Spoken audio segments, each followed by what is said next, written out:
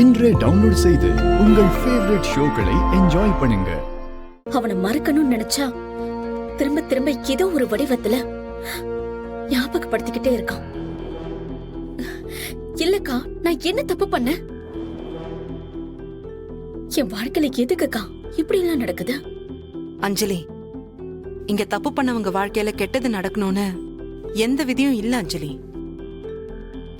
இது நமக்கு ஒரு பாடம், அவ்வளவுதான். நீ இதுல இருந்து எப்படி விடுபடணும்னு மட்டும் யோசி. அப்படிதான்க்கா நானும் நினைக்கிறேன். ஆனா முடியலையே.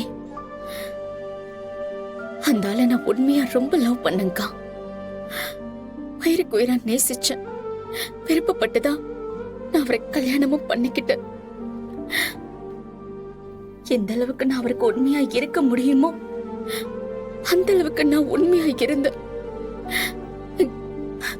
அக்கா, என்னோட காதல், அன்பு எதுவுமே ஒரு துளி கூட பொய் இல்லக்கா. ஆனா அந்த ஆள் கிட்ட உண்மையே இல்லையே. என்னை ஏமாத்திருக்கான், ஃப்ராட் பண்ணிருக்கான்க்கா. என் குடும்பத்தை அழிச்சிருக்கான் பாத்தியா? அப்படிப்பட்டவனை திரும்ப ஏத்துக்கிட்டு எப்படிக்கா என்னால வாழ முடியும்? அவனை நடிச்சாலே என் ரத்தம் எல்லாம் கொதிக்குதுக்கா. அஞ்சலி, கொஞ்சம் பொறுமையா இரு. உன்னை யார் அவனை ஏத்துக்க சொன்னா? இது பாரு, இப்ப நீ ஒரு ஆள் இல்ல, உன் வயித்துல ஒரு குழந்தை இருக்கு. அதுக்குன்னு ஒரு எதிர்காலம் இருக்கு. அத நினைச்சாதான்க்கா எனக்கு இன்னும் பயமா இருக்கா.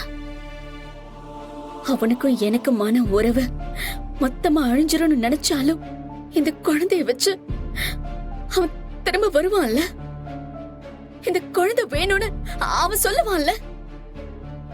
அப்போ நான் என்னக்கா பண்றது? என்ன பண்றதுன்னா, அவன் வந்தா நம்ம குழந்தைய திருப்பி கொடுத்துடணுமா? நாம ஒரு சிக்கல்ல மாட்டி இருக்கோம். அதுல இருந்து எப்படி மீண்டு வரணும்னு மட்டும் யோசி. எது நடந்தாலும் நாம நம்ம முடிவுல தெளிவா இருந்தா போதும் அஞ்சலி. இது உன்னோட குழந்தை. இந்த குழந்தைக்கு அவன் அப்பாவா இருக்கலாம். ஆனா அப்படி ஒரு தகப்பனோட நிழல் கூட படாம வளர்ப்பேன்னு சொன்னியே, அத மறந்துட்டியா? திரும்ப திரும்ப அதையே நினைச்சு உன்னை நீயே காயப்படுத்திக்காத. அது உன் குழந்தைய பாதிக்கும். இந்த குழந்தை உலகத்துக்கு வரும்போது சந்தோஷமா இருக்கணும். அதுக்கு நீ உன் மனச சந்தோஷமா வச்சுக்க பாரு. எதெல்லாம் பழச மறக்கிறதுக்கு காரணமா இருக்குமோ அதெல்லாம் யோசி. உனக்கு வேலைக்கு போகணுமா போ, இல்ல வீட்ல ஏதாவது செய்யணுமா அத செய்.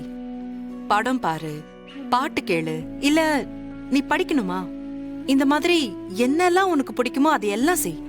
ஆனா எப்பவும் குழந்தைய பத்தி மட்டும் யோசி. உனக்கு அம்மா, முருகண்ண, நான், வெற்றி எல்லாரும் கூட இருப்போம். இந்த காஃபியை குடி.